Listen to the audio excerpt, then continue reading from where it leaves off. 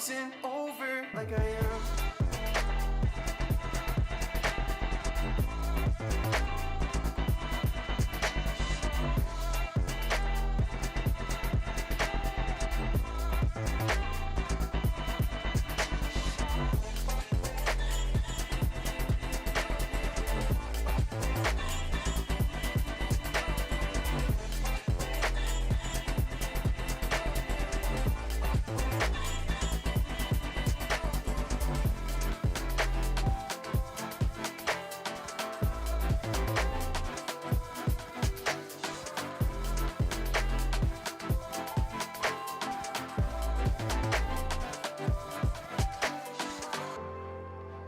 Well, I know you know that life gets colder, colder when I'm older, older than I am. And I know you know that I have lost composure, but I'll hold you closer while I can. I never told you that I'm slightly broken, that I might lose focus when I am. I know you know that life gets colder, colder when you're frozen over like I am.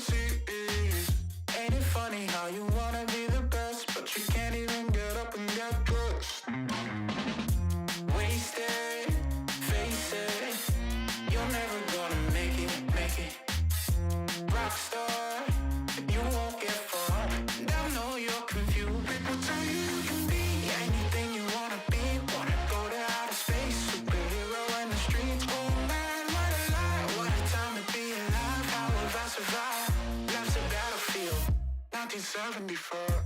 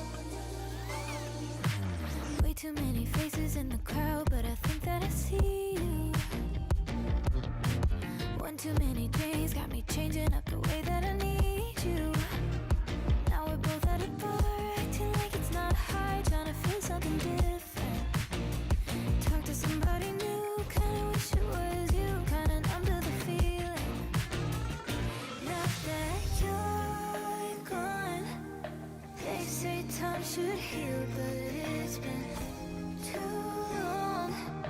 Couple months and I can't seem to move on. I can't seem to move on. I can't seem to. I can't seem to.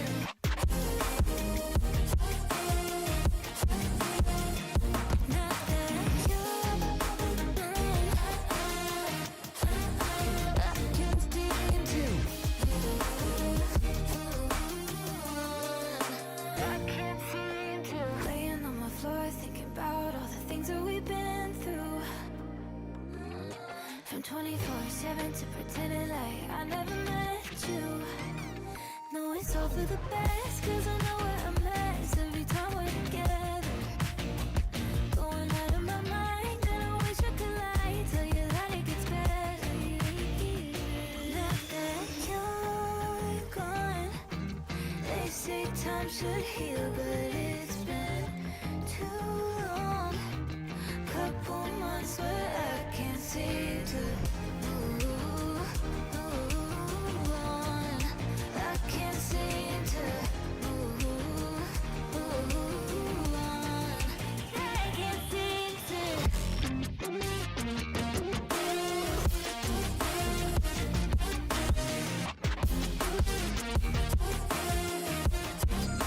I can't seem to.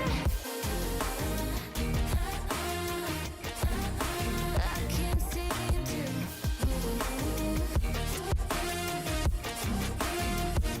Now that you're gone, they say time should heal, but it's been too long. Couple months and I can't seem to move on. I can't seem to move on. I can't seem to.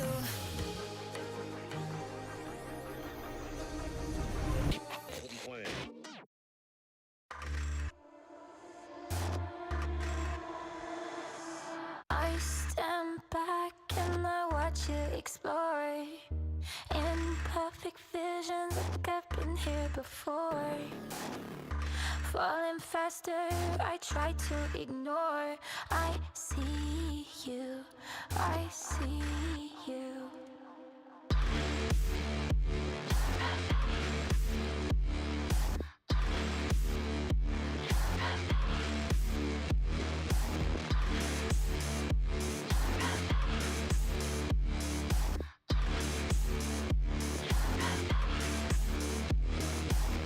I'll let you drag me to hell if you hold my hand. Tell me this is real and it will never end.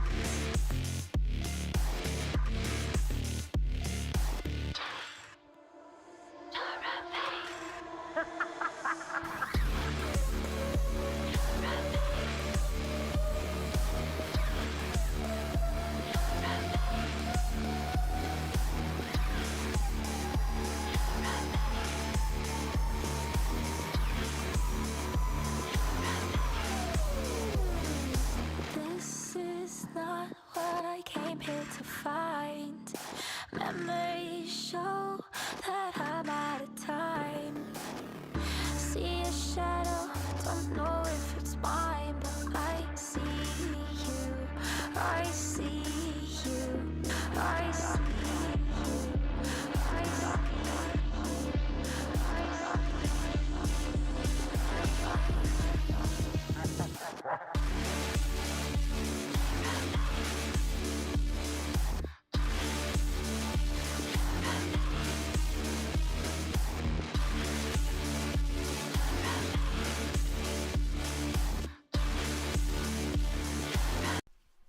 Welcome in, everybody, to Week 7 of NECC League of Legends action.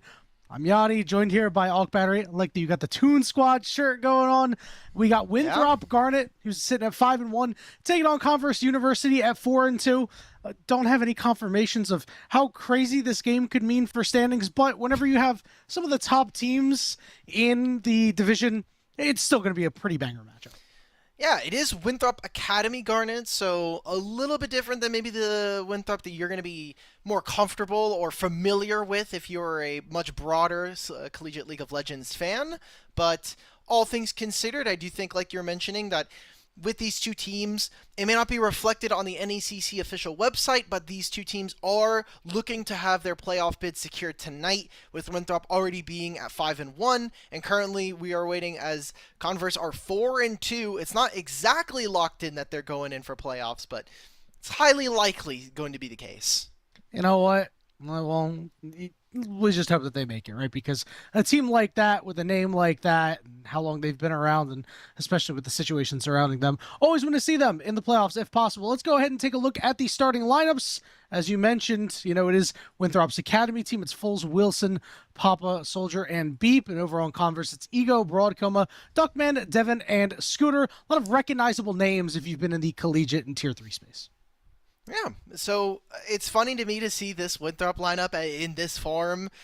Fools is a habitual tweeter. Love that guy on socials. Wilson is well known for his time. Papa has actually been a player that has actually been playing a lot with the Winthrop guys, just not in collegiate, or at least in main squad kind of territory. So it's really interesting to me to see what potentially the future of Winthrop is going to look like.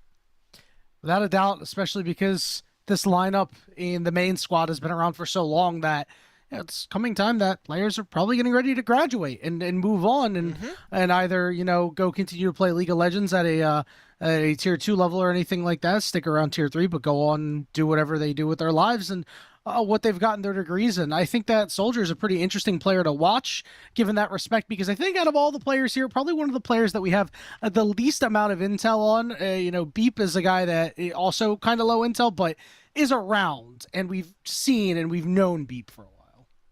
Yeah, Beep has always been kind of sitting in the shadows of like, I'm going to play a lot of these amateur tournaments. Hasn't really gotten too involved in terms of higher level play.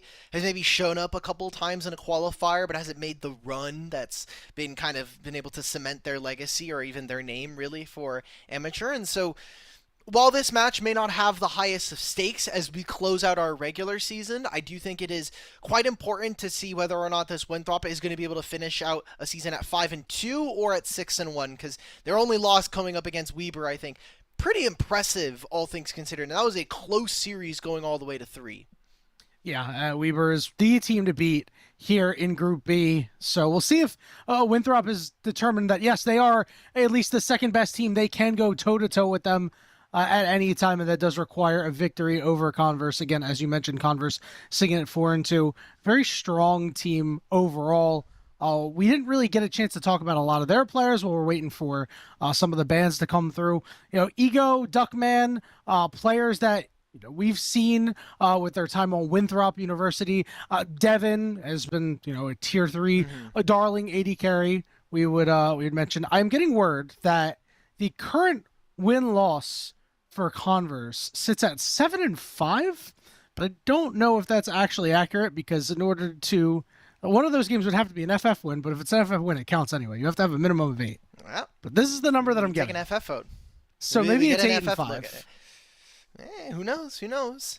Still pretty impressive, all things considered, especially for their record that we saw from them during the regular season. Again, last game of the regular split. Then we're going to be going into playoffs and hopefully nationals as we get ready to gear up into the winter season, going into spring. But already we're seeing here with Winthrop, on the blue side, getting rid of Kled and Caitlyn.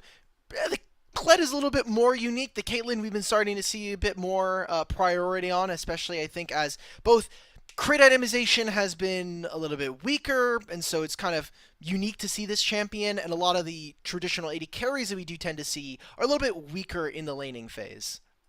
Yep, and one of those ones that is a little bit weaker at times, Yunara getting taken away. These early aggressive junglers getting knocked off the board for Wilson. Keep in mind, this jungle matchup might be an intriguing one. Broadcoma, an AD carry for Briarcliff, who is now playing jungle for Converse. That is a large adjustment. This is a very large test and a tough test at that. Syndra going to be the lock-in here for Papa. Who's playing mid? Because I know it said we had Fools and Papa, but you have two mid laners I here. assume it's Papa playing mid. Yeah, the Azir is kind of like, okay, we can't let the Azir guy on the server come and play the champion.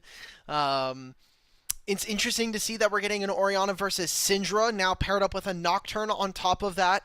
Definitely makes the Syndra's life a little bit more difficult, and I wonder whether or not Winthrop are going to try to play a composition that's attempting to keep Converse at bay, or they're going to be relying on an all-in strategy as we see a Jarvan locked in. Yeah, I think this is a really good answer because I like that Converse is trying to make Broadcoma's life easy. Hey, we'll slap the ball and you go in, we'll make things happen. But during that downtime is where you're really going to have to live in fear because with this Neeko getting picked up, it's pick city for Winthrop. Ooh. I don't know if I like the Neeko. It's good for setting up bot lane priority because this champion is very powerful as a laner, but usually I think Neeko and Jarvan have a little bit of dyssynergy. Like, Jarvan's ultimate can actually move the Neeko out. You can even sometimes trap the Neeko if the timing isn't all there. Ezreal does give them a lot of flexibility. And the interesting thing about this, and I hope people don't immediately just see what I see at face value and just run with it, but I think Converse are a little range gated in this game. Even with an Ezreal, you only have so much damage you're going to be able to apply. Winthrop do need to pull the trigger, otherwise I do think that Converse can eventually stall out and give themselves an advantage in fights. Let's take a look at the second half of bans coming through. This Varus getting knocked off the table, so don't want to have to deal with some of the really insane Neeko lanes. Rakan leaving here. I think that's very, very correct. I wonder if we'll see a Bard ban come up next. Another typical pairing with an Ezreal could really shut down what Winthrop's trying to do in the downtime of the Nocturne Ori combo. It's going to be a Leona instead getting taken away. I think Leona's a mistake. This champion should just be this should be a Karma ban in my mind. You don't want to play against Ezreal Karma. You don't, as Neeko, want to get into a poke war. We're going to be opting for Rel, so more aggressive strategies. I don't think Converse need to be more aggressive. They need ways of being able to stop Winthrop from walking forward, because how are we ever going to prevent a Jarvan from going in? It has to be us pulling the trigger first. We have to be going in on targets like a Neeko who's maybe caught off on an angle, on a side angle that we have vision on. Or it's a Syndra that does not have flash once we hit level 6. This does not inspire a lot of hope. It does mean that we probably are going to see a lot of AD carry solos as the supports are looking to make impacts pretty largely around the map. Warren getting locked in for Winthrop, and I'd imagine for this Converse lineup up in the top lane, we're going to see something a little bit more carry-oriented with the full engage coming out here out of the bot lane, and it will be in Aatrox. Aatrox feels like one of these champions that you can just slap in a lineup and just be like, hey, if conditions are good for you, you're going to eat everybody alive. Yeah, I think Aatrox is fine here. I don't think that there's a ton of damage. The one champion that I actually would be a little bit worried about as Aatrox is this Syndra, whether or not we can actually see Winthrop be able to pilot this. Ornn into Aatrox early lane is not very easy, so if we look at just lane matchups right here, I'm expecting for Converse to kind of be able to maybe trying to use topside priority. The problem is like Neeko Xayah, they're going to get push, whether it's by trading or just naturally Xayah's feathers on her passive. I think also Syndra versus Ori until Ori has her level 6 is very tough to get in on. So where Converse are actually able to find any avenues to be able to contest for objectives are going to come off the back of wherever Winthrop or not. I do want to take a moment while we have a little bit of time to talk a little bit about Converse and their program as a whole. So after the 2025 year, they will be removing esports as a scholarship sport. The Converse has asked us to spread awareness and present the petition for anybody to sign. If you believe in making a positive difference for the esports community at Converse University, please give the petition a look. Thank you very much. Alk Battery, I want to talk a little bit more about things that we expect to see in this game. And right now, I think that the big elephant in the room is how are you going to be able to handle Wilson during this time that Broadcoma is trying to hit level 6, right? Because this is going to be Wilson's game to take over early on while this Nocturne does not want to be disrupted in any way, shape, or form. I mean, yeah, Jarvan has a lane of priority in bottom lane. You have actionable places to go towards in mid. This mid 2v2 is actually very dangerous before level 6 for them. But I want to get away from Jarvan being this champion that exists purely in the twilight of level 1 through level 6 and then kind of fades into the ether of everyone's minds in terms of how effective this champion is. I think with itemization changes like Sterix, like Sundered Sky, with the game in general having, I think, a little bit less damage and a lot more utility. Again, Sundered Sky is just such a broken 80 bruiser item. So and you look at mid lane, unfortunately now they have removed a lot of the Rod of Age spam, so you're not going to have as much ability power, but you're going to have a lot of HP. Jarvan actually becomes super, super dangerous to deal with, especially if you are an Orianna. Even as this Nocturne, you have to always be wary of, is he going to try and trade engage spells on me to force out my spell shield, which will be massively impactful when you're talking about playing against an Ornn and an Eco. So I think Jarvan has so much flexibility in drafts and can do so many different things. And in this game in particular, like you were mentioning, Wilson should have pick of the litter as to whatever lane he really wants to play for. It's his game to take over, he being one of the players from that Winthrop varsity roster down here with this JV squad and in here in the NECC and not even, the regular CLOL season, should display himself as a god amongst men. We're going to go ahead and take a break here as we're waiting for the teams to get all situated and get into game. Don't go anywhere. We will see you all real soon.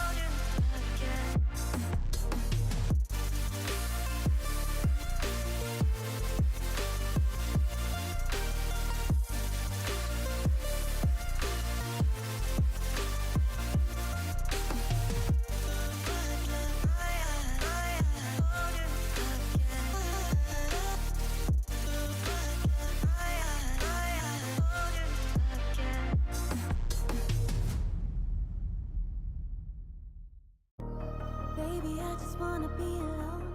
I don't need your company, stop blowing up my phone.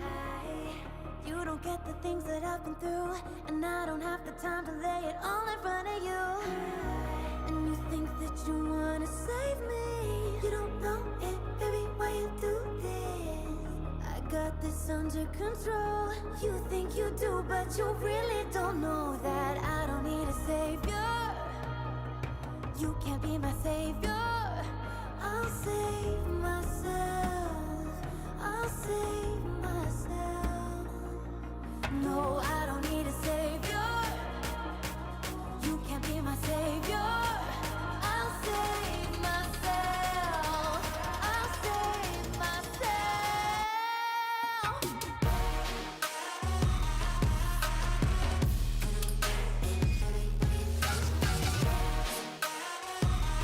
I'll save myself.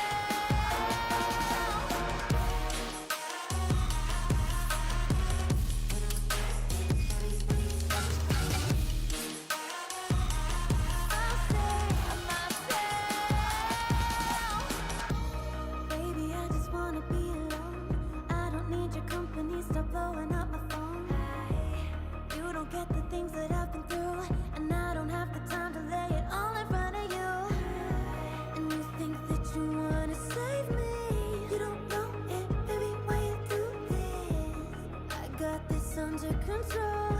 You think you do, but you really don't know that I don't need a savior. You can't be my savior. I'll save myself. I'll save myself. No, I don't need a savior. You can't be my savior. I'll save myself. I'll save myself.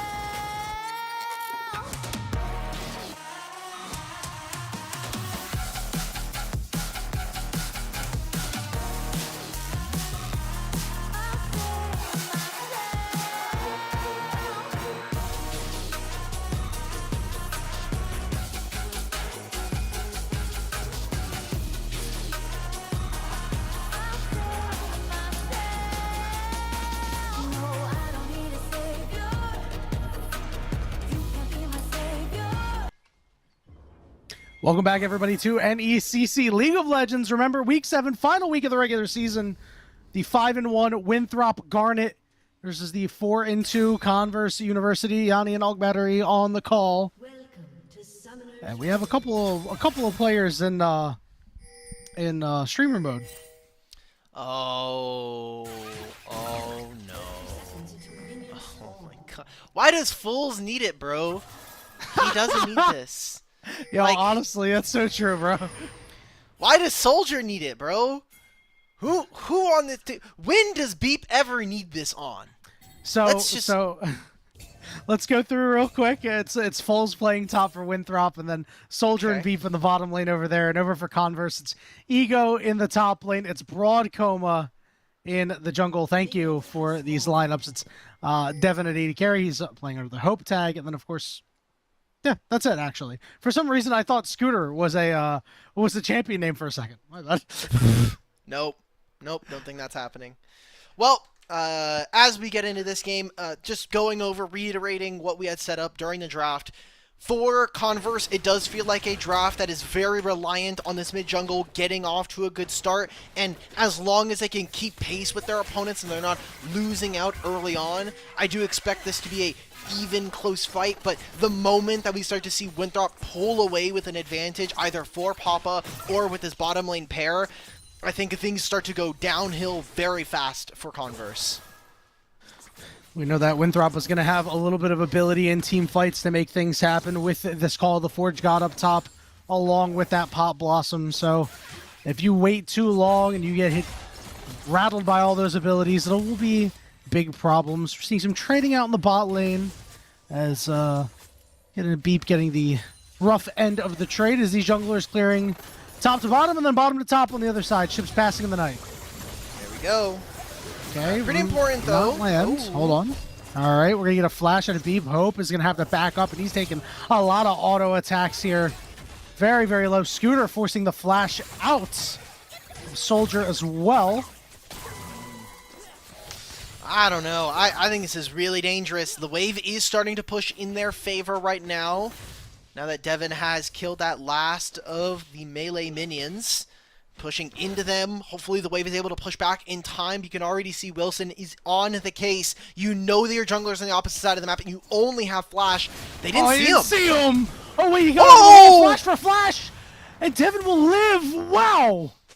That's an incredibly low amount of HP there. Hope just barely able to get out. Devin with the final say gets over with an arcane shift and a flash, but isn't able to get much more. All the while, we'll continue to see Broad Coma finish the full clear on the top side of the map, go towards the scuttle, and maybe they make an entrance into mid lane. Maybe try to force Papa to lose this summoner spell quickly for the Syndra before they're able to get a recall in.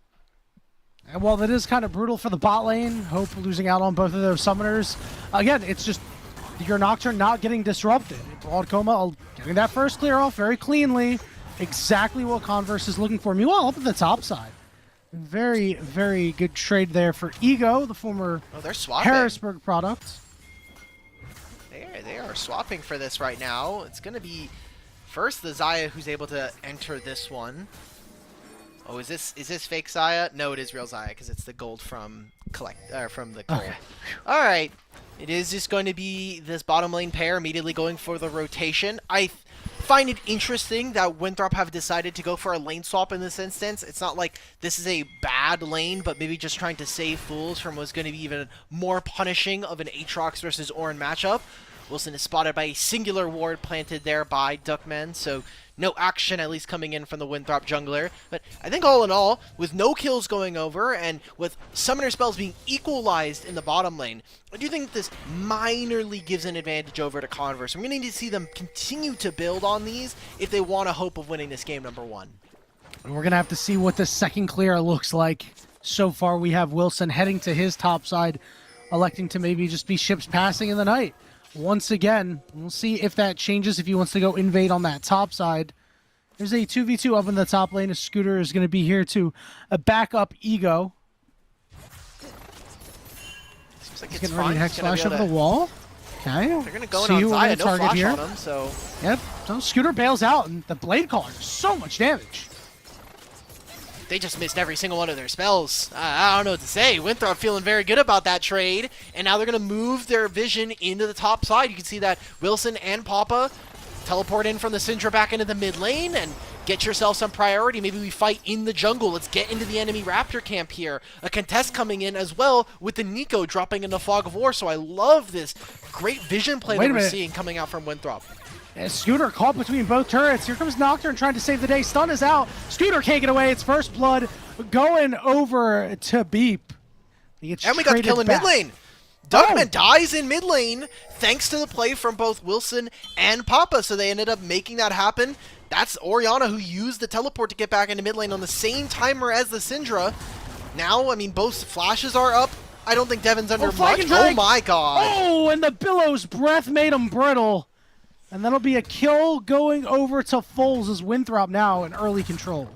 That is a huge win. I mean, just across the board. Think about what we traded here. I wasn't overall that impressed by the trade from Nico, but maybe pulling away the Aatrox. He missed a few CS there, but the plays both in mid and in bottom lane, massive for the start of the game here. Now, Nico does not have very much. Does have heal coming up. Flash is also about to come off of cooldown, but that's not going to even be the case. It's going to be Broad Coma getting a kill for this Nocturne. He just did his Nico camp. Yes, he did. That is yeah, true. That's so great. Good for you. I don't know how he found the Nico in there. But I'm not usually a jungler, so I don't usually care about the Nico camp. But I'm happy for Broad Coma that they were able to get that for themselves. Very, very fair. He's 2-0 right now, so you got to be the one to make plays happen. He has just hit level 6, so off this recall, we may see the opportunity for a Nocturne Ori combo to come through and cause some disruption. Obviously, with Duckman being a little bit behind, it has a little bit less oomph behind.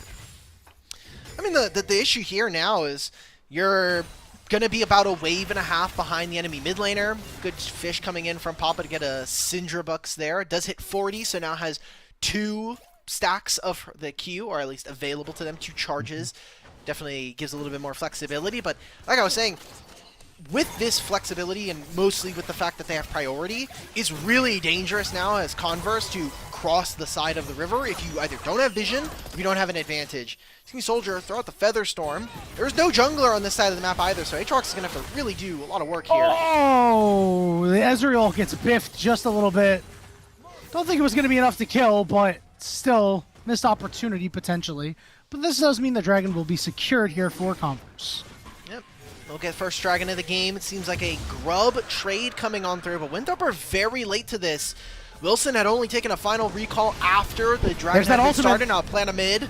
Oh, couldn't get the ball onto him, but big stun coming through. Unleashed power. Not going to do enough to finish the job, but here comes the call. The Forge God coming through. Flash for flash. Everybody's flashing around. Whoa! And a surprise Nico shows up, but Scooter wants back in. See if they're able to finish anything off here. Low health bars, but not enough in the tank for Duckman. Big misses just across the board. The Nico ult misses. The ultimate coming in from Devin ends up falling short. So not much doing here if we're talking about both of our teams. That was a pretty big whiff from everybody involved. I think everybody kind of wants to take a moment. We'll take a step back. We'll move away. We won't really be looking at this upcoming fight. We'll just pretend that this doesn't happen, right? The last 30 seconds of play just did not occur. Maybe now missing a flash from our Nocturne and Duckman. Yeah, we got to figure out somehow how our Nocturne used their ultimate, but they did, right? It totally wasn't on any sort of failed fight or anything like that. Could be more trouble here for Devin as Ornn is looking for the full dive here. Barrier is out. Is he going to get him with the fissure? No, not quite. That's so close. 35 HP there for Devin. He'll miss out on all of this wave. He can use the ultimate if you want to collect the scraps of it, but that's a cannon minion that's going to be lost there. And now they're moving more eyes and more members towards the top side here for Converse. Maybe trying to get this Aatrox out of the bad lane. They'll have Aatrox reset, teleport back into bottom lane. But you're losing the farm war in so many of these lanes now. And it's not like you even had the Nocturne Ori combo really work all that well. So you need to see a bit better coordination here from Converse. And Winthrop are happy enough with the state of the game, with the advantages they've been able to grab. Yeah, this swap went exceedingly well for them. I mean, we've just seen Soldier be untouched the entire time, and obviously Hope has had his problems trying to deal with Foles down here. Now they've swapped them back, but obviously there's nothing really to fight for the moment. We've got 3 minutes until the next dragon. We're going to have Herald shortly after that, so right now it's just all about trying to equalize the farm difference between these AD carries, and we'll see if Ego is able to squeeze anything extra here in this 1v. You're already doing that though, right? Like 49 stacks on the coal, or sorry, 49 stacks left on this item. Means that he's been getting more gold per minion across the board. And even in the 2v1 lane where he's not been all that hampered, the fact that you're just barely even in gold with this Ornn, the fact that you didn't really lane against them either, they're going to go for another lane swap. They really want to try to avoid this matchup. I think that this does give some time for Converse to start to set their ground, set their roots. We're going to get a recall coming on through from Broadcoma on this Nocturne. So with Dragon coming up in 2 minutes, I want to see what we get from Converse in terms of actually seeing this combo come together. Because that mid lane fight that we were hoping to never see again, if that does happen, I do feel like Converse basically wasted the first 15 minutes of this game and weren't able to grab all that much aside from a single Dragon. Yeah, it's so important to take advantage of those windows with Nocturne Ultimate, and we're going to see Wilson going with the Cataclysm. Duckman off to the side. There's the Shockwave. They're going to try to trade 1-for-1 here. They will, but the question is, will we see more? A couple of auto attacks going back and forth, but Wilson wants to go back in. He flag and drags, but Scooter is on the way to try to turn this fight around. Here comes Call the Forge God. It ends up being a 2-for-2 in the end, but will we see more blood? Scooter able to walk out. There's a wave that will be chopped down just a little bit. I think this is advantage over to Converse here because Nocturne and Ori, same with Winthrop's mid lane and jungle duo, will be up for this next dragon. Dragon spawns in a minute, and with the timers that they took, they actually don't lose all that much. It's going to be a teleport invested here by Papa to get them mid priority so that they can move their vision. But I think the biggest loser out of all of this is just fools on this Ornn. You gave up a wave to make this play in mid. You will not have ultimate for this next dragon, and if we are ever going to have a team fight that is a 4v4, I do tend to like what Converse have in terms of ease to execute. However, Duckman has no way of entering into the river. Yeah, he went up a little bit too far, and remember this pick potential we talked about is huge. It's a kill for Papa. There we go. All right, well, now this is just a dragon that's going to be going over. It's still 30 seconds. Duckman dies, goes back into mid, dies again, doesn't have teleport, so it's going to be incredibly far behind me. Just look at the item discrepancy between our two mids here. Blackfire Torch versus 84 stack Seraphs. This is absolutely useless, and if you're Converse now, you're saying, okay, our mid-jungle duo is not working well, we're losing the 2v2, and even in bottom lane, we've continued to try to make this swap happen, but Winthrop are just applying pressure everywhere. They're not even going to go for a dragon here. This is just Wilson trying to protect his topside camps. I think this is a massive investment from them. Well, they're going to get his smite out. It is successful, but again, we're still delayed on this dragon, as you said. See if we have any action to the bottom lane here. A couple of auto attacks traded back from these AD carries. There's a lot of the feathers set up. Here comes that feather storm. Devin manages to find the hole to be able to live. There were so many feathers on the ground, but here comes Wilson around the side. I'm not sure if he can live for too much longer. Out of summoners and out of time. The Cataclysm right on top of him. Now Wilson wants to find Scooter. Flag and Drag going to be up shortly, but Scooter gets back to the turret. Oh, play in mid. Here we go. There's the ultimate coming down, but there's no shockwave. Well, there's a fear, but Papa escapes without too much difficulty. That flash being down is important. That play for bottom lane means no dragons able to be taken. I thought Winthrop were going to be prioritizing getting this dragon, but at first it was Wilson trying to prioritize his camps and protect them from the invade. Ends up not even really amounting into much, as Nocturne still ends up getting the wolves. But then they don't even get the dragon. It's a one kill onto this Ezreal. Aside from that, I mean, you now traded all three of your flashes on the bottom side of the map, and we have this massive Nico that we still haven't gotten a big Pop Blossom out of. So, walking into Fog of War, I don't know how you're supposed to do this as Converse. We still have not found a way of escorting them. It's just a raw call. The Forge God come to Papa. Scooter gets knocked down, and it feels like Winthrop has just played with a player up for the last 5 minutes. I think if you're Converse and you're looking back at this game, we got to be thinking about ways that we can help our mages get into fights or get from wave to wave, get from lane to lane here. Good punish coming in from Winthrop to make that movement for Ornn. He knows he's losing that wave anyway, so finally we get that dragon that I was looking forward to, and maybe some more. There's an Aatrox flank coming on through. This is a massive flank. We must make this work if we're Converse. Did step over Vision. And this does mean that he's just going to have to go and capture it. There was nobody else around to actually make anything happen, so... We're bringing everybody, though. The Avengers are coming. Orianna's starting to move down. Scooter's in this area now. You see that Winthrop, they don't want to take the bait. They don't want to get into a fight right now. They don't have as many tools, especially with those summoners down. They do have ultimates, which can be pretty impactful here. Oh, no! It walked into all of them and had no idea. It's a clean kill for Soldier. I am just confused, Yanni. I don't get it. I am too, brother. Like, we know the Jarvan's on the bottom side of the map. We are making an assumption that he could not be here. You know, he has camps that he does have to take care of. But the turret is incredibly low. And Aatrox will trade his life for a Rift Herald here, which, all in all, I will say, not awful of a trade. Eventually, it's going to basically mean one turret for one turret. I just wonder, are they going to try to finally get down this top tier one to help Devin get to his second item? Or are we going to look towards mid lane so that Syndra doesn't have very many ways to play? Because I do wonder what the lane assignments are going to look like for Winthrop as the time ticks forward. Additional note, that his feet's going over to Winthrop with that turret going down, so... Couple of members here getting these boots. We see Wilson going for this Profane Hydra first as opposed to the Sundered Sky. We've seen a couple of Jarvans actually start to do this a little bit. I'm not sure I'm with it. I want to know your thoughts. This is definitely Wilson trying to flex on his opponents. That's fair. Wilson wants to play full lethality. I mean, if there was ever an area for you to play it, I would really hope it's not this game, personally. Remember, we were talking about in draft.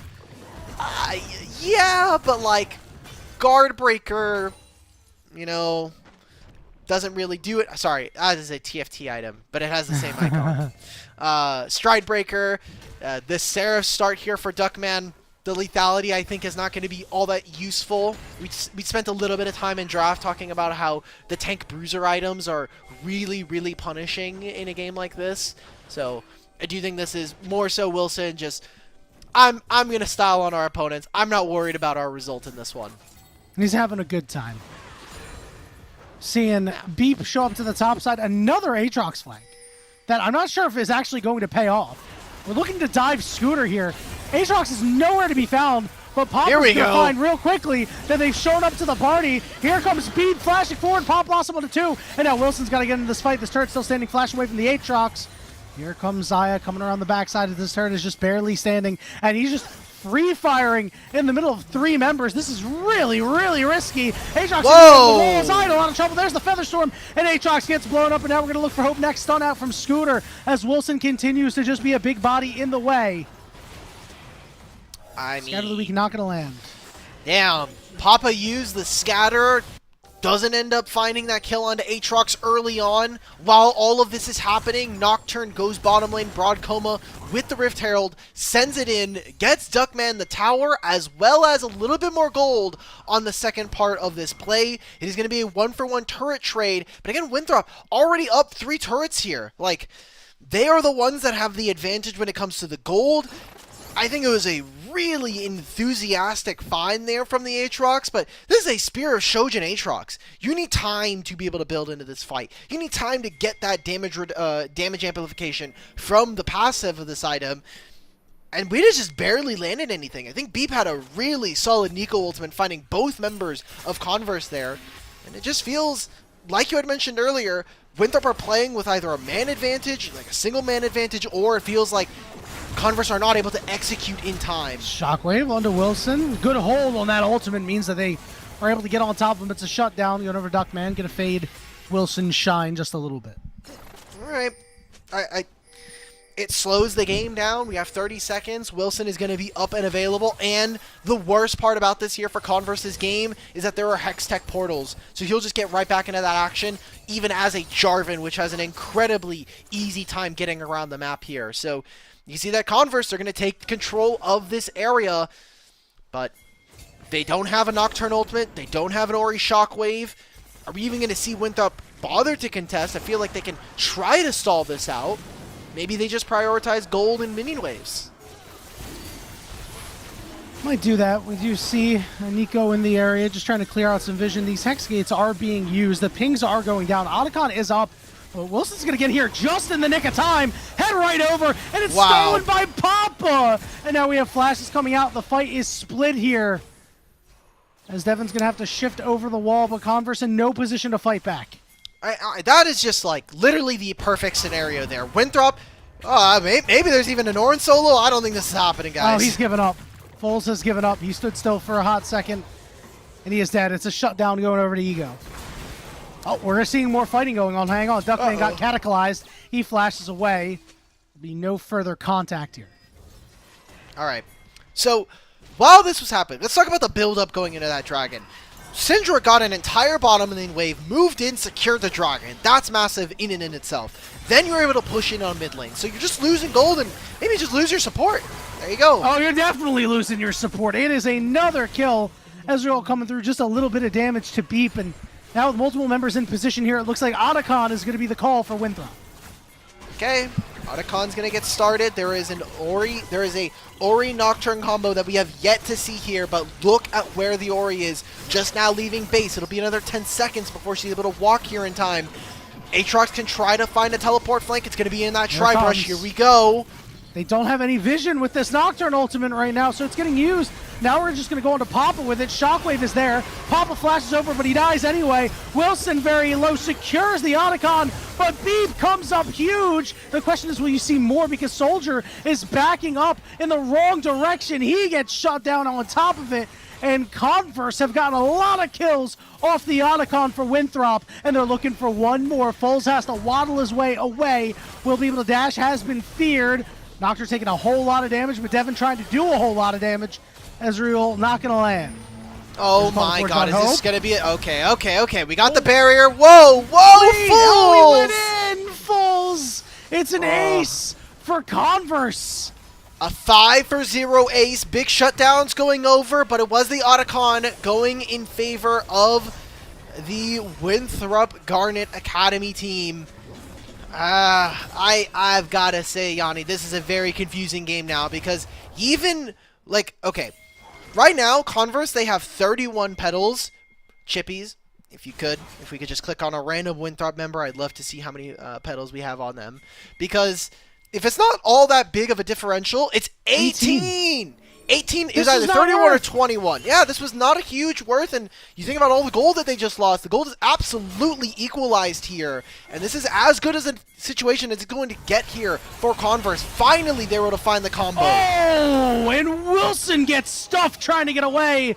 Caught with his hand in the cookie jar, and all of a sudden, Converse is a live Hulk batter. What did we say from draft? It was if Converse can find themselves in an equal game state as the time goes up, they can actually stall this one out. We're seeing now kind of the trickle of Winthrop members is dying repeatedly. Now, we're a minute and a half before either a Dragon or a Baron spawns, and the side lane control is going to always be in favor of the team that has a Nocturne. So, I'm loving what we're getting here from Converse, and we still haven't found an answer for this Aatrox. Unleash power onto Scooter. Now we've got an ultimate going down at Paranoia. See if he's going to try to target anybody or just secure a blue buff. It's going to be the blue buff instead. So that is a large cooldown, especially with Dragon coming up soon. Okay. They're going to get at least the blue buff, global blue buff available here for Converse. Not bad. Orianna pushing that bottom lane wave, moves into mid here, shifts on forward. Aatrox as well. Like, Aatrox continues to be a menace here in this game. We haven't been as enthusiastic about some of the flanks, but I think the prospects that this champion offers for Converse are not ignorable for Winthrop as a win condition. So I wonder what the Valkyries are going to be able to pull off here, because I think for a large portion of the game, we have seen Winthrop just very handily outplay their opponents, whether it is strategically or mechanically. But if Winthrop are going to continue to trip over themselves here and this Garnet team is not able to do much, this could be a pretty big Game 1 victory here for Converse.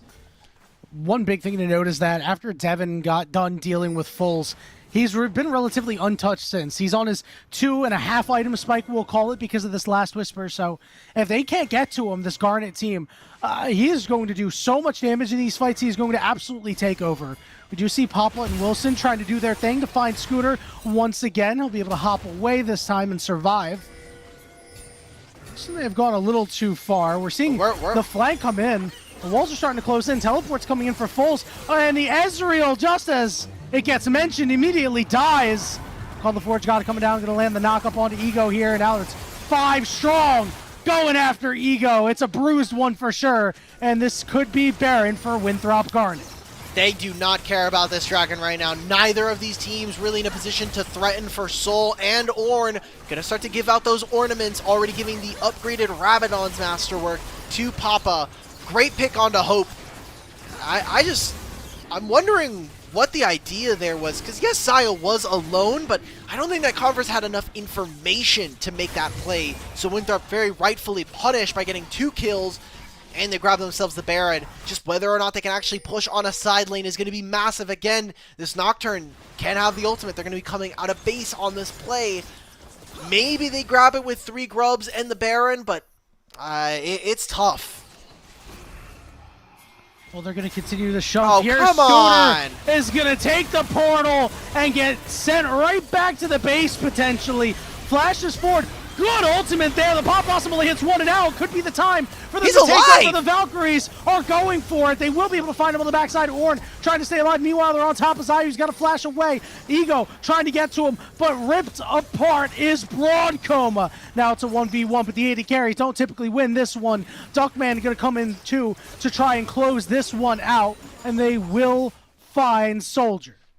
I mean, wow, just a pitiful fight there. I mean, that is huge, by the way. I want to give props. I did not believe that Scooter was going to make it out alive in that one. Same. Gets a crash down, a Magnet Storm, holds the Nico together with the rest of their team, and that is a 4-for-1 trade at the end of it all. Converse really feeling happy about that. The only person who has the Baron now is this Ornn. So all of that pressure that they were trying to use, they got 2 turrets in both mid and in top lane. The tier 2s are down, but that is not at all worth it for losing your position on the rest of the map. So a good find, another good stall measure here for Converse with a massive shockwave coming in from Duckman. Yep, and they're only down 2,500 gold. This is definitely manageable. It is survivable.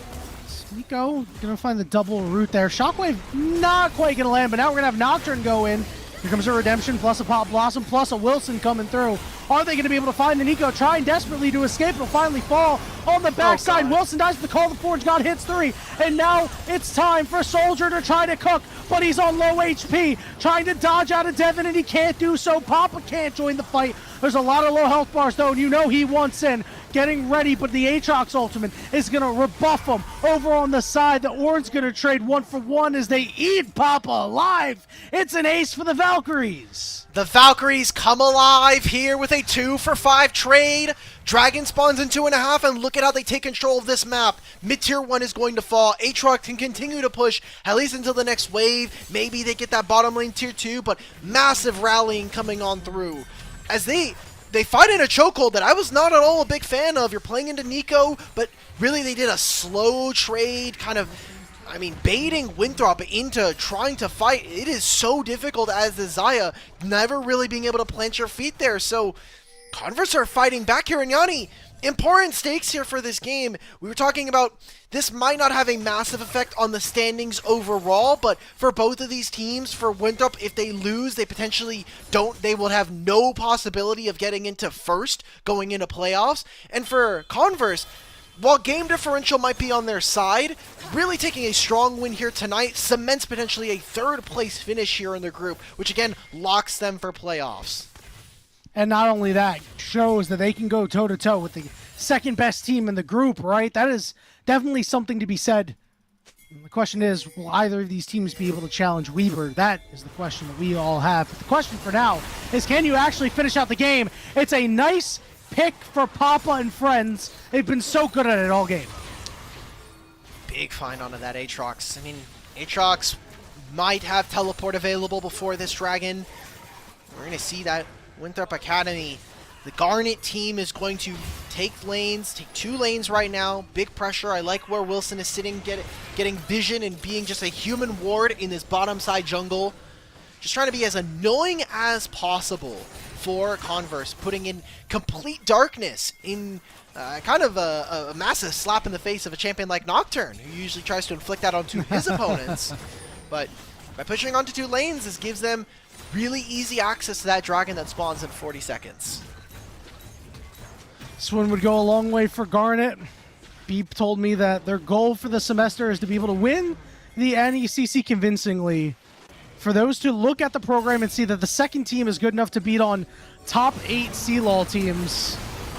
We've got a Cataclysm and a full engage coming through. Here's a Pop Blossom as well. It's only going to land onto 1. Scooter still very healthy, trying to waddle away. Big scatter of the week, hits multiple members. It's a 4v4, but guess who's coming in from behind? Off the top rope, it's an Aatrox looking to disrupt the fight and win it for the Valkyries. Wilson's got a flag and drag away, and the Nico gets cut down. Wilson using that speed up to just run away, hop over the wall. Meanwhile, more action in the mid lane is Foles has to retreat to the turret, and we're looking for maybe a dive here. A couple of turret shots going down.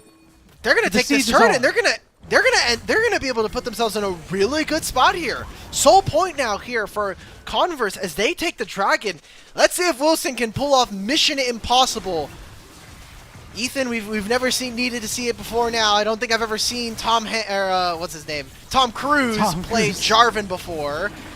Doesn't end up making it happen though. Dragon goes over to Converse, and in 4.5 minutes here, Yanni, we will see a fight for the soul. Converse continuing to find massive success with a lot of the champions that, while they didn't execute in the early game, have really started to find their stride 30 minutes in. And what's crazy, all because we still haven't seen the Nocturne Ori combo, right? We really haven't seen it happen. We've got a handful of them now. But yeah, I would agree. We haven't seen exactly, and not really on the targets that we were expecting, like this Syndra who just teleported in. We saw that Winthrop try to make a play that is going to be a trade of summoner spells. Both teleports from either mid laner now down. And more Masterwork items coming on through. Winthrop only 1,000 gold up, and these Masterwork items are going to give them about 1,000 more in terms of gold value. But you got to think that the clock is ticking. You are starting to lose position. You are starting to lose priority in a lot of these instances. And a lot of that burst potential that's supposed to be there with this Jarvan Syndra can be mitigated by things like a Zhonya's and a Seraph's here. So Winthrop taking control of mid, then they're going to move into top side and try to choke out any of this vision. But that vision, or that single ward in the dot brush there, not getting cleared out, I think a big steal here for the Valkyries. No doubt. And this Aatrox is huge, right? That is also a big concern. We've gotten to the late game where Ego's kind of allowed to do what he wants. His flank in the last fight was very, very strong. And if he's got another one like that, it could put Winthrop out for good. Control of the Baron River here for Converse as they shove in the mid wave and move up, trying to get as many wards out as they possibly can. Sweepers getting burnt. Control mostly there, just waiting for the Nocturne Ori combo once more.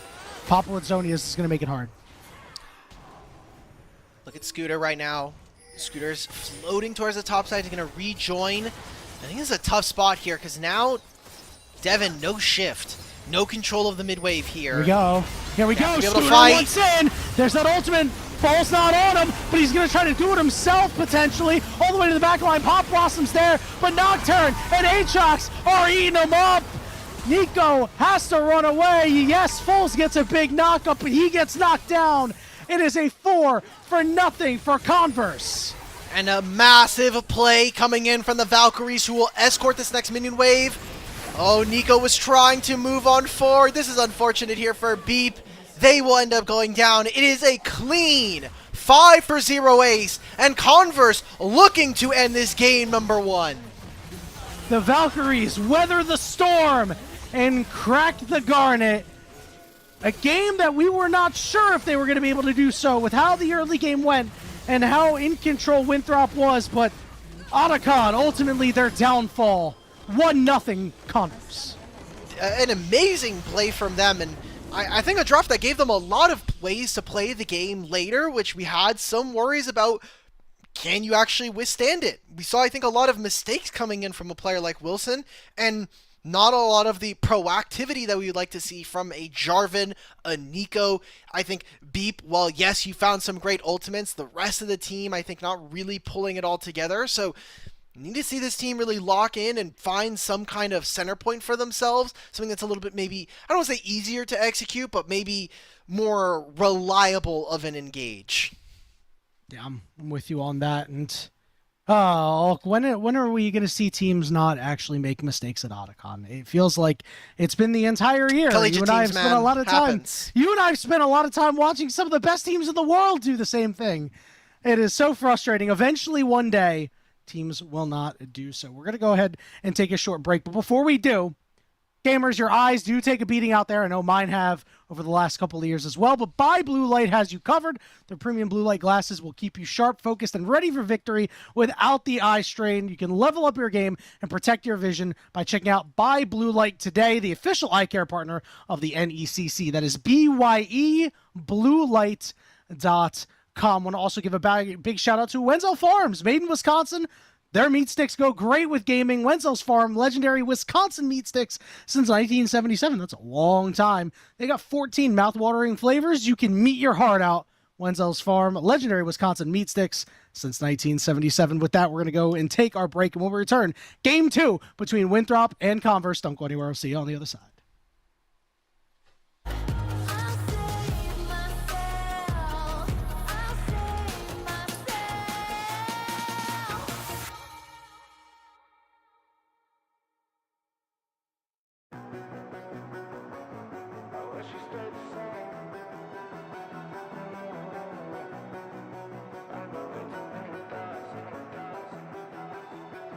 I wish we stayed the same. I got way too many thoughts in my brain. I got memories that run through my veins.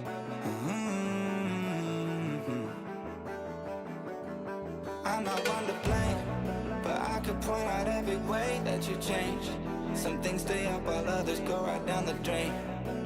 And lately we've been going down in flames.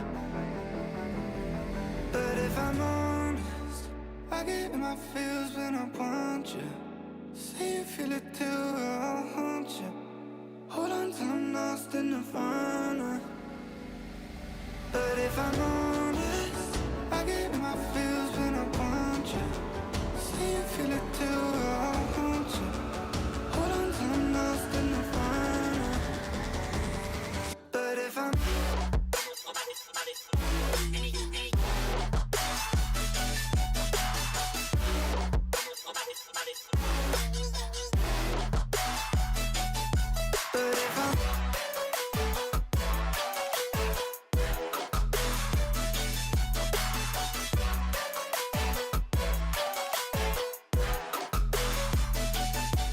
moving on for good. At least my therapist is saying that I should. I don't believe her, but I really wish I could. Instead, I guess I'll stay misunderstood. Oh, 'cause I'm stuck now, just trying to figure a way out. I've tried but can't seem to slow down, and I don't know if I want to. But if I'm honest, I get in my feels when I want you. Say you feel it too, I'll haunt you. Hold on till I'm lost in nirvana. But if I'm honest, I get in my feels when I want you. Say you feel it too, I'll haunt you. Hold on till I'm lost in nirvana. But if I'm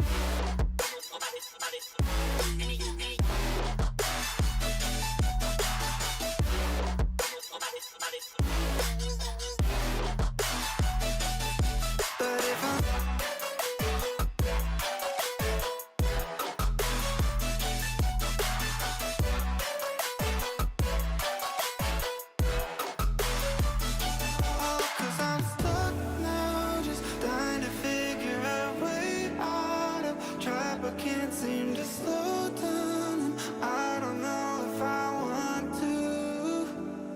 'Cause I'm stuck now, just trying to figure a way out. I've tried but can't seem to slow down, and I don't know if I want to.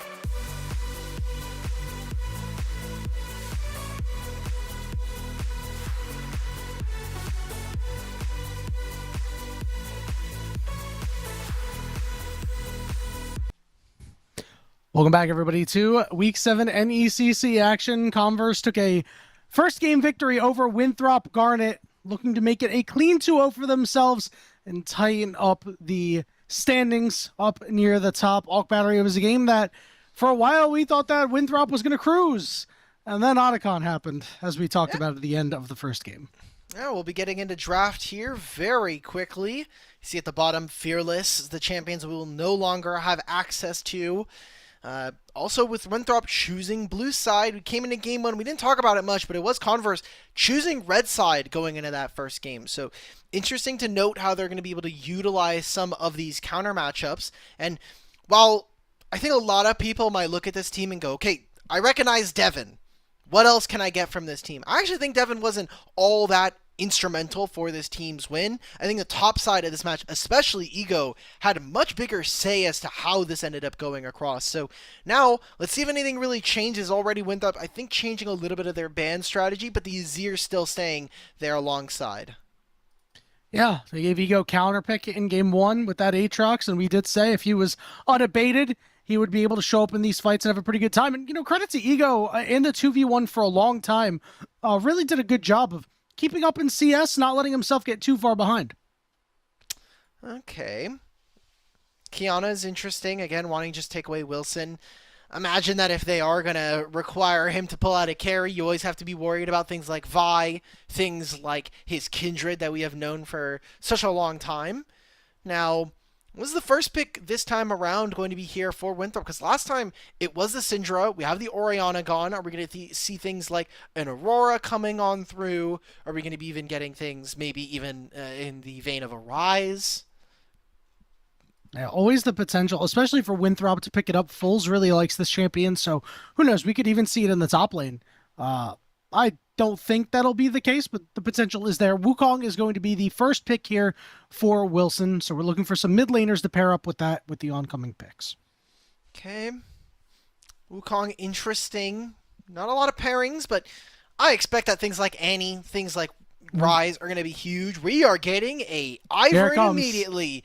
Ivern, thematically, great counter into Wukong. In practice, we have seen it not really be able to live up to that same level of success.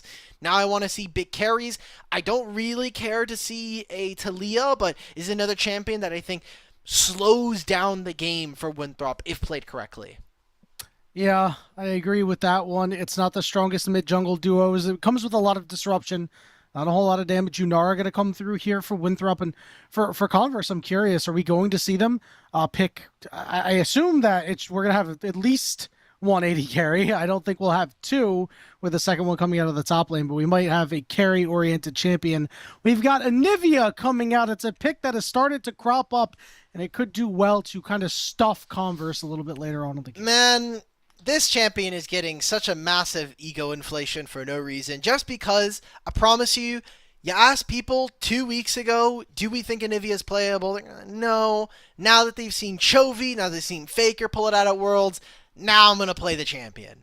Massive inflation. I know. The best players in the world playing it, so now I have to. Now it's a viable mid lane pick for us. I think it is a great counter into what Converse do have. The slows, I think the most important part of this kit is the wall. Just having that massive ability to create terrain and stop their ability to move forward, especially with how low mobility some of these members are.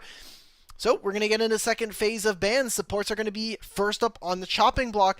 I do imagine a champion like Leona does actually end up gaining prio. Same thing with something like a Nautilus here. Yeah, I would take them both out. It's going to be Bard being banned out, so this does mean that a Leona or a Nautilus will be let through in this game. And again, that's the Nautilus especially is one that I think needs to be taken off the table, right? Like I don't think that you can just allow this to go through, but it's going to be a Leona ban, so we'll see if it is the Nautilus.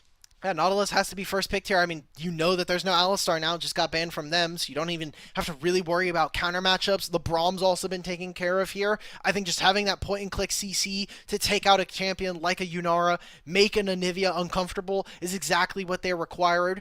And even with an Ivern and everything, you think about like Ivern with tanks, they become unkillable. It's just whether or not they'll actually be able to get gold and experience to be that level of tankiness. I wonder if this will be an Aftershock Nautilus instead of the Spellbook variants.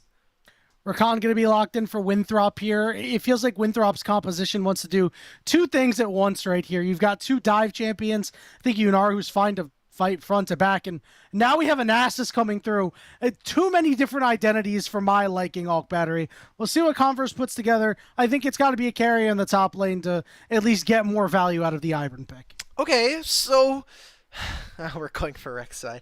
Oh Okay, my goodness. so Nasus in this game, what he is going to give to his team is essentially just be a wither bot. He's going to have a point-and-click 99% slow at some point in the game, which neither a Jinx nor a Talia can really deal with all that well. Spirit Fire is interesting, but I don't think you have very many AD threats on your team to take advantage of this kind of kill threat and the armor shred that it gives. So I am puzzled by the draft. I know that our production kind of gave us a bit of a teaser as to, be on the lookout for a bit of a spicier one here. But I think if we're just looking at it, no nameplates, and we're kind of taking both teams at, their most eagerest, I like what Converse have here. Like, you have a Rek'Sai and a Nautilus who I should be fine into how low range this Winthrop comp is. And Talia prevents very much access of moving forward, although there's not too many dashes from Winthrop, mostly just there for the flick. The thing for me that I'll be watching, and I hope everybody at home is going to be looking at, is Papa on this Anivia. This Anivia has the potential to break this game and give Winthrop their first game victory here in the series. Yeah, I think that combined with this Nasus is actually very important because, as you mentioned, Anivia can stall out the game. I don't think Nasus should have too many problems into this Rek'Sai, given the fact that you have all this extra healing coming out of your Nasus passive, and Rek'Sai really wants to trade and get all this health back. You can kind of just chill out and be able to stack up.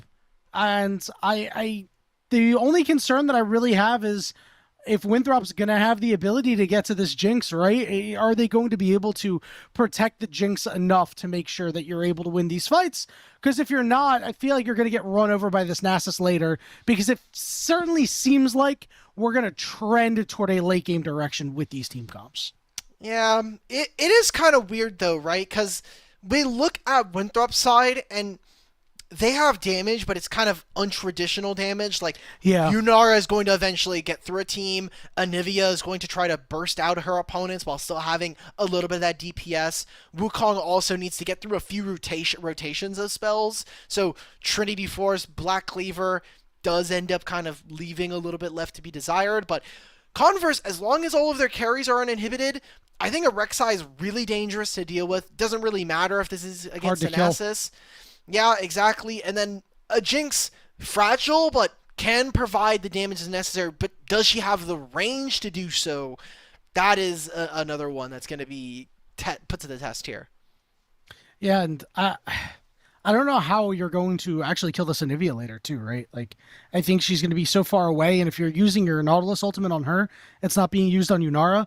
If you're using it on Yunara and Papa's able to position well, it's going to be so hard for Converse to actually move up. Like, this Glacial Storm is going to sit there. It's going to take up a large area of this fight. It's going to slow these targets. And if you're stepping into them as Talia and Jinx, I mean, you're not getting to do your damage. You're getting hit in return. Yeah. I don't know. This feels like it's going to be so messy when it comes to close quarters combat for Converse. But again, this Ivern, it's a champion that just means that your team is so hard to kill, especially given the fact that you get to rush all these really cheap support items. Wonder what also we'll see from our two supports, because I think Beep could have had a bigger influence in that last game. Unfortunately, couldn't with this Nico and just how the game ended up kind of coming down.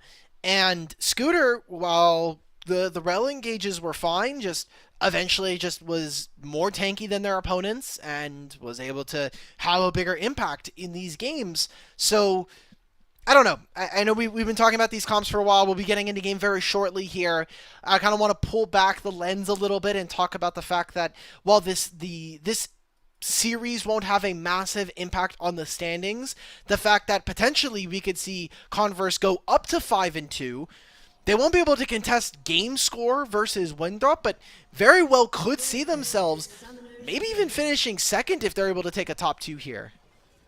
Without a doubt. And again, a 2-0 over the second place team, even if it keeps you in third with game score, again, we're fuzzy on those details, you'll take it. You're just so happy with it regardless, right? And you just say, hey, we know we can beat these guys. It won't be too much of an issue. One thing that we haven't talked about is the early game out of Winthrop. This seems like it's going to be a very difficult early game for them to navigate, specifically Wilson, because it feels like your Nasus, your Anivia, and your Inara are not going to have a lot of this priority. Mid lane's a little bit more contestable, but definitely I think that this is a game where Converse have 3 lanes that kind of easily are able to find push. Jinx with her range, Rek'Sai with her burrow and her Qs, her AoE slash. So it is significantly easier for them to find push. It's just about being able to punish the immobile members. Also, something we didn't talk about in this game already. A lot of our players have turned off streamer mode. So Yippee! Thank you. Thanks, guys. Thank you again. Not that I think it matters all that much, considering we're not calling this guy Lieutenant Frank Dribbin. But you know, it's or it's the top little laner things not that count. good enough. We are definitely not doing that to Ego. It's good enough that last game, that's for sure. Certainly showed up for that one. All right, let's talk objectives, and let's talk the important stuff. I think Grub's going to be a very interesting target this game, given the fact that what Nasus loves to do, right? You just want to go and split push the game away. Winthrop are able to secure 3 Grubs. I'm sure you'll have a very happy top laner. All right, and it's funny because every time we talk about Ivern, and most of the time when we talk about junglers, we're talking about early game pathing, which direction, which side of the game of the map Nice they're moving catch. towards. Good. That's a barrier. Pick there from Scooter, and this wave's thankfully going to hold in front of the turret for them, so they'll be able to pick up this wave. But when we're talking about Ivern, he's going to clear his camps in a certain direction. He's going to end up topside here in a few moments. So be able to match Wilson if he decides to interact with this Rek'Sai Nasus. I don't expect him to, because this is a significantly much tougher lane, even with the Nasus slow, to kind of get forward. Yep. Just not going to have a whole lot of damage there. Junglers clearing bottom to top, as was mentioned. So maybe we'll see some fireworks up there. Maybe we won't. Maybe it'll just be the Ivern showing up and saying, hey, please do not gank my Rek'Sai. Please let him have priority for the rest of the game. Thank you very much. Already seeing an early recall come out from the bottom lane of Winthrop. I do wonder if they're going to try and swap it up. I would doubt it. I think it's just much worse for Nasus. Seems like you're going to look for something. He's getting vision for right now. Wilson will have no idea, by the way. Okay, Ivern now does show. Nasus pulls the wave, stops this. Okay, It's dangerous. It's going to be a little late. Flash forward, knock-ups there. There's the shield as well. Flash out, and it's first blood going over to Ego. Really well played there. I had a couple of questions. I was a bit worried there. I was like, okay, the flash is a bit early, but we still got the knock-up. We landed the Q. Calm nerves end up surveilling here, and Duckman gets stuck on the wall. Beautiful terrain. Just barely is able to sneak on past there and not get punished by Wilson and Beep showing up in mid lane, but a good first kill going over to this Rek'Sai. Hopefully now with triple longsword, you'll be feeling a lot better about your position. Yeah, that wall, as you mentioned, maybe a sign of things to come, but yeah, all of a sudden we're looking at Foles being really down to the dumps with no flash either. Means that you get caught in a bad way against this Rek'Sai. You step up just a little bit too far for 1 CS, you're going to have a problem. Beep having a problem himself too, taking a lot of damage. Ivern's showing up to the party as well. Ghost by the Jinx, getting slowed up just a little bit. It's a 3v3. Large health bars for the jungler and AD carry of Winthrop. Whoa! The push is going to go out here. The hook went wide. It's aimed for Beep on that. Trying to get that pick down onto the Yunara would have not been a bad choice. Barrier is finally going to be up, but would have been up for a majority of that. There's a lot of CS, really, that this Jinx is going to have access to. Already took it back, got the cull in comparison to the Yunara, who is sitting with a single longsword and D-blade. Means that the gold is going to start to slowly make its way over in favor of Converse University. And I mean, now junglers can get to continue to full clear.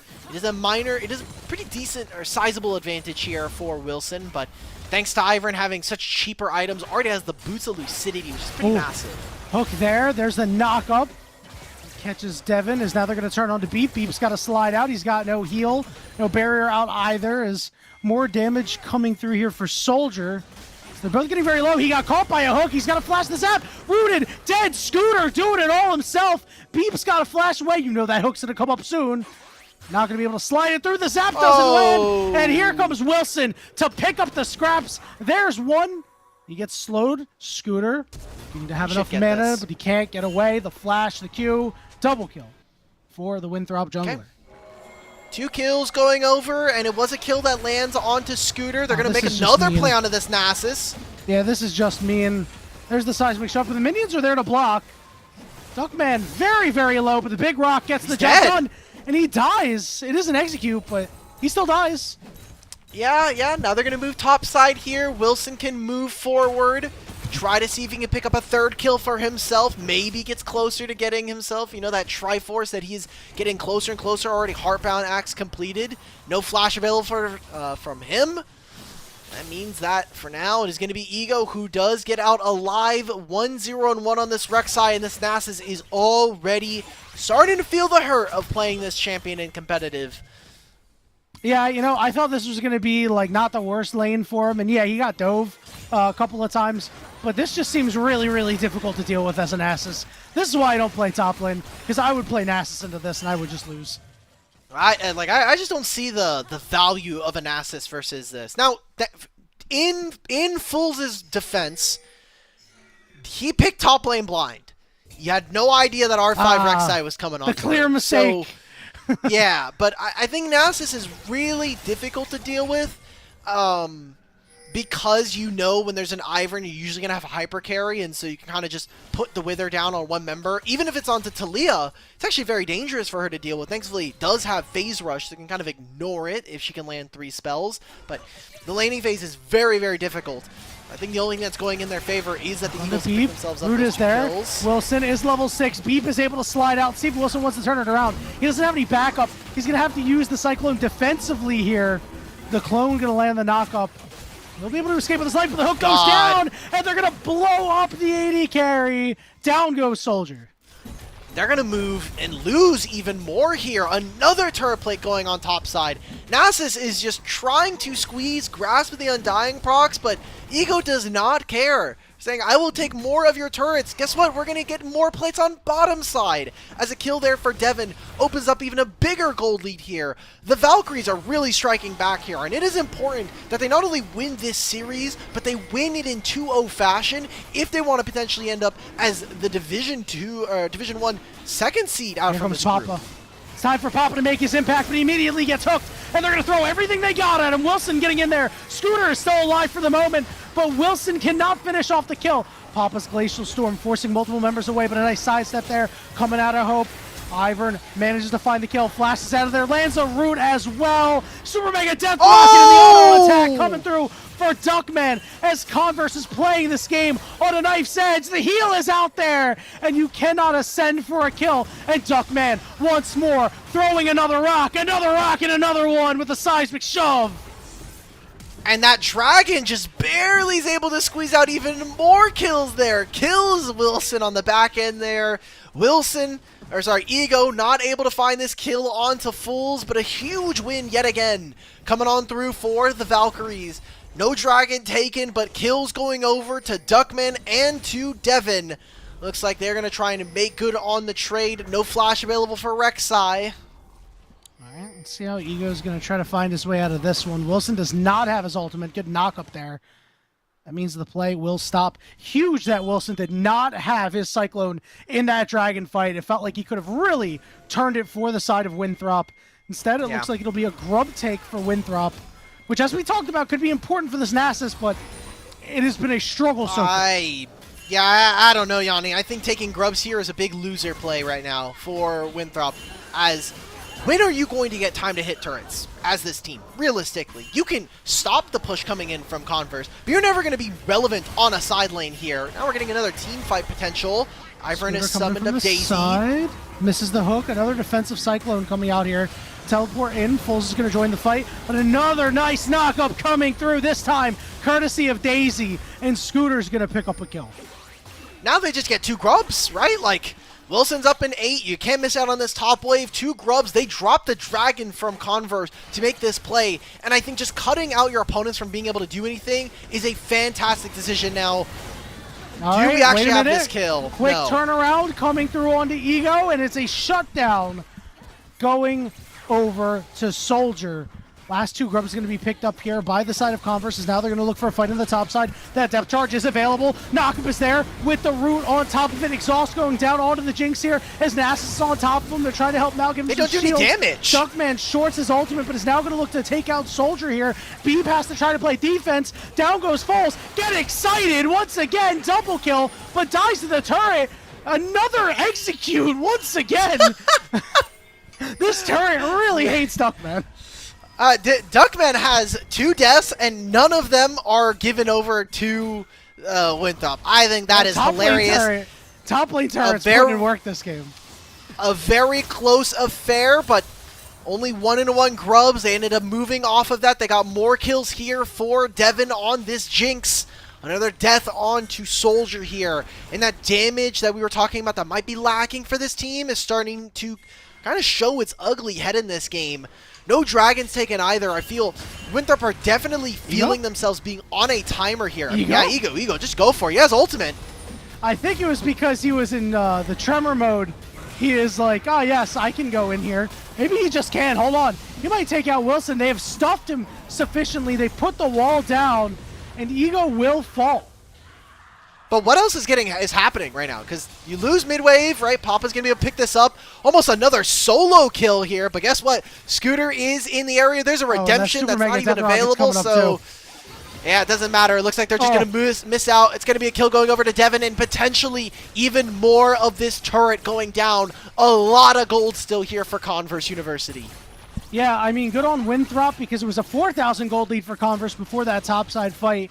It shrunk to about 3,000, but it's going to start getting opened up a little bit more here off battery. 1 and 5 here for Soldier. We've got Devin, who's got 4 kills. The shining light of this Converse roster really coming to play in this game. His team has done so well to set him up. Okay. So, damn, a full So we're turret. gonna Wait, get that there's bucket? ultimate going into mid. Wait, is this going to be on top? Okay, no. He was just trying to fish. Doesn't end up sealing the grubs, which I Almost. think could have been an even funnier kind of path there, but we're seeing now Winthrop don't have options to play. Like, you don't have a side lane you can go for. I think that Converse are playing these waves really, really intelligently, just bouncing in between them and going into Fog of War. Just look at the state of this bottom lane, right? Like, my Yunara is 1 and 5 at 13.5 minutes, and enemy AD carries up 20 CS, 4-2 and 4, almost done with the call, and they got the turret for themselves bottom lane. And it's identical in this top lane, right? Like, sure, Foles has a little bit more in the kill department, but he's now doesn't have much CS, which means you're not going to have that many stacks. I mean, like, your late game insurance policies in the top and bottom lane have been sufficiently put in the dirt this game. Dragon, it's the first of the game. It's going to be claimed just under the 14-minute mark off battery. I have a feeling we're not going to see a soul, but with the late game prowess of these teams, who knows? We are going to find Papa all alone downstairs. Hook going to come out, so is the seismic shove. It's just a matter of time before they take him out. This is my worry, right? Like, who is side laning? Who is going to be able to pick up waves? In theory, it should have been Nasus, but Nasus has been so thoroughly put down in this game that I think it is rather difficult to imagine this. Jinx is picking up mid waves. They sent the ultimate to maybe do something topside. This will be a top tier 1 going over to Winthrop, Oh, but at what big cost? chunk on that turret. 2v1, Cyclone's out. You're going to head over the wall, but he's going to run right into Beep. Knockup is there, Charm is out, and Nasus gets his third. Cool. Nasus picked up another kill. That's awesome, but we're still losing pretty big time on the rest of the map here. It is so tough for Soldier to even walk up. Devin is milking him with these Jinx autos. What? Probably gonna have to just lose out on this mid-wave on this next mid-wave. Papa can move over, but it is gonna be Wilson and Beep. Beep does have teleport. Seems like a big play going on top side as multiple pings down onto this Nasus, who is on vision.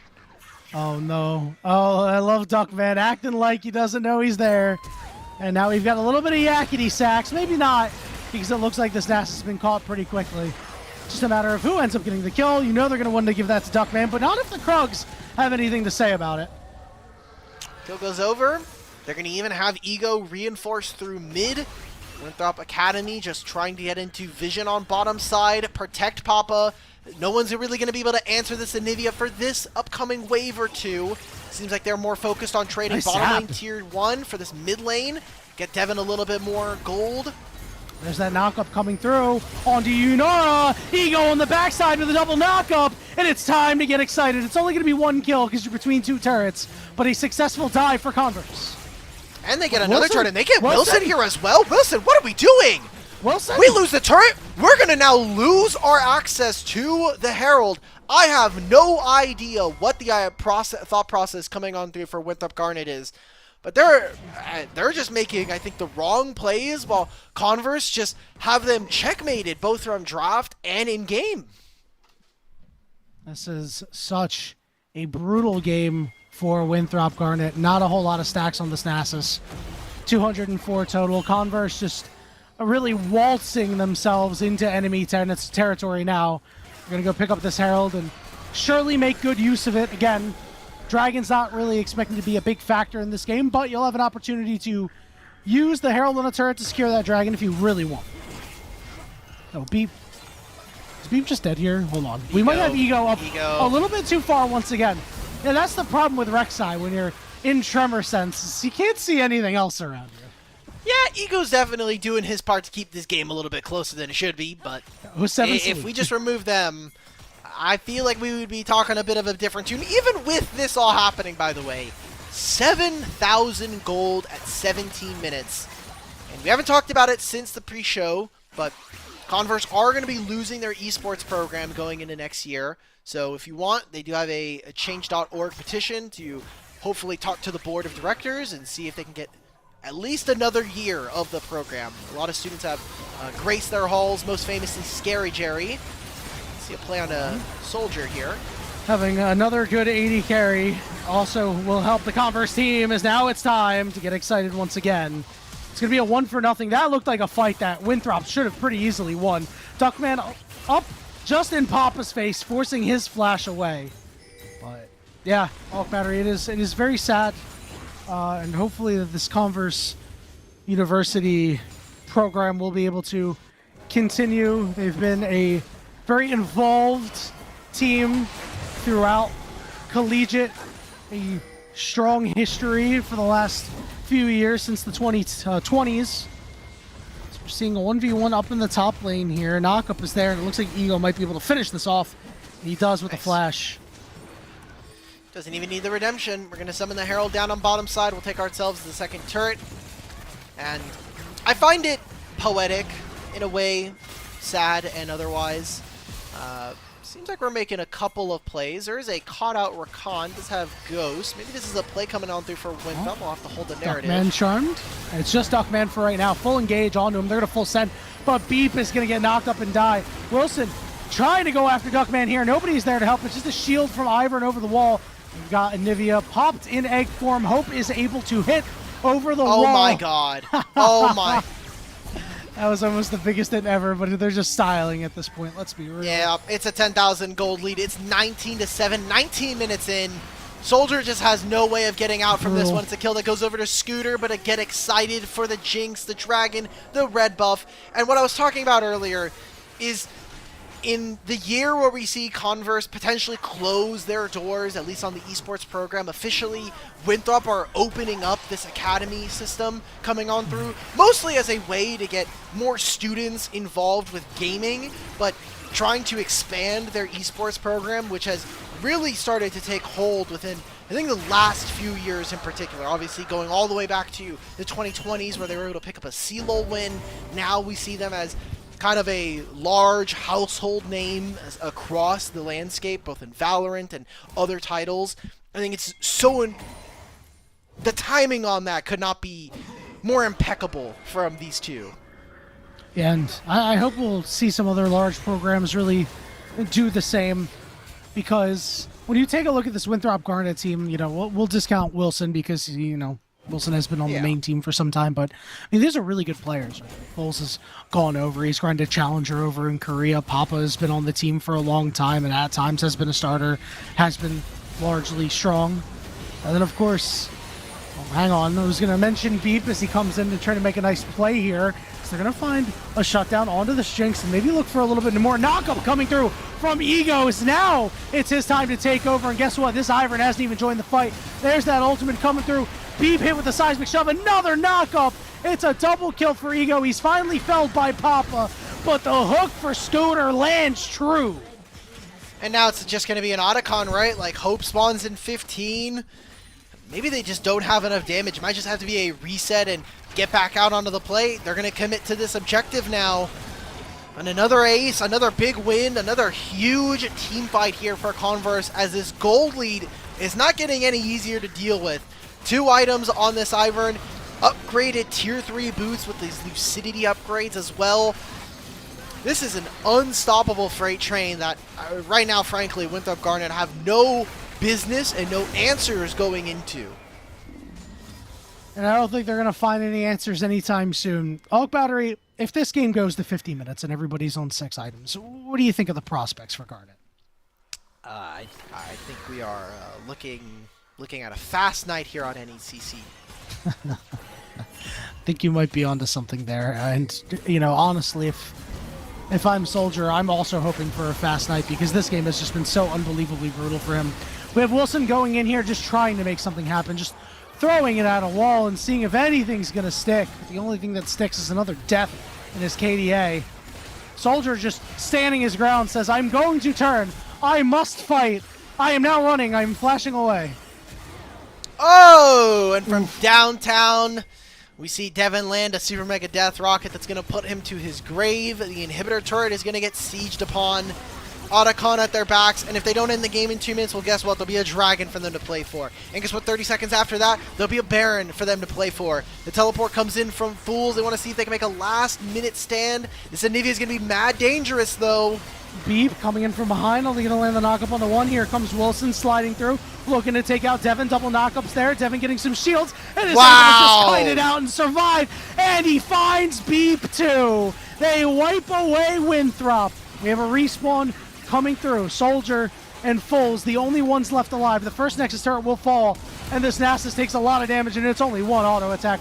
Soldier back on the fountain steps. So is Fools, but the Nexus is exposed. They're going to try to just pad the stats. Nasus, knock up, dead. And that will do it. Dive! Yay! Yay!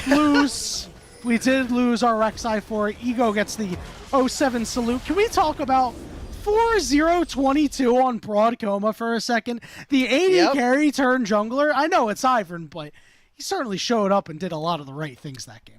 32-10 is the final kill score between these two teams in game number 2. And a dominant game 2 victory here brings Converse up to 5-2 in their game score, which now matches with Winthrop. Yanni, I know I tried to get the game records from It's Anomaly. impossible. I don't know if we didn't get an answer on that. Okay, so I was told 7-5 earlier, which does not 7-5. compute. Okay, so you can't have 4 wins if you only have 7 game wins. That is true. So Probably maybe one of them has to be 8-5. an FF. Maybe 8-5. We'll go with that. So it was a 2-0. So Winthrop now moved to 5-2. They moved to a +7 game differential. Depending on how this ends up turning here for the side of Converse, looking at the rest of the teams, this is probably your 3rd place team going into playoffs. Yeah, and you know what? They had a great showing tonight. Yeah. I'm really happy for Converse, especially as a team too. that we were kind of on the fence about, okay, what's their record actually going to look like going into tonight's series? Are they even going to be competitive against Winthrop, who have been 5-1, 11-2 in game score across the entire league before tonight? They completely dismantled them. I mean, from top to bottom, I really liked what we saw put together, and it really felt like another series where it wasn't just Devin. It was the pieces around him who actually stood up and were actually able to perform, which I think is not usually the case that we see, at least from people who tend to watch amateur, who watch Devin rosters. A lot of the focus externally is watching this 80 carry. Yeah, I think that Ego had a really good series. Sure, he had a couple Ego moments on the on the rec side. But I mean, that Aatrox game was played about as well as you could have, save for a couple of flanks that didn't really materialize. But his flanks later on in the game were so stupendous and a large reason as to why they won that game. So a big shout out to him, as well as Devin and the rest of the Converse squad who really came together and played like a team. We did talk about it earlier. We did mention it in game as well. Just one more time because we're going to, head out for the show here. Converse is removing esports as a scholarship sport at the end of 2025. We have a petition that Converse has asked us to shout out here. If you believe in making a positive difference for the esports community of Converse University and really collegiate League of Legends as a whole, please give the petition a look. We thank you. We also want to thank our other sponsors. Once again, buybluelight.com, BYE bluelight.com, because Blue Light, they will save your eyes. I need to get some of them. I'm going to go bug our producer to get me these premium blue light classes to keep me sharp focused and ready for victory with no eye strain. And of course, we also want to shout out Wenzel's Farm and their legendary meat sticks that I am still waiting on these meat sticks. I'm very excited for these meat sticks. 14 mouth-watering flavors. My mouth is watering just thinking about them. Meet your heart out, Wenzel's Farm. Legendary Wisconsin meat sticks since 1977. That will do it for us here tonight. We have Overwatch 2 tomorrow night. It's Friday night. You want to spend some time with the NECC Overwatch 2. We have playoffs next week here for League of Legends at Oak Battery. I hear that you love Overwatch 2. Let's get through the ad reads. I love NECC. I love playoffs next week. Well, the good news is there's no more ad reads for myself, for my co-caster, Alk Battery, for Rare, Adam, and Chippy behind the glass. We want to thank you all so much for being here with us tonight. We hope to see you tomorrow for some Overwatch 2 action.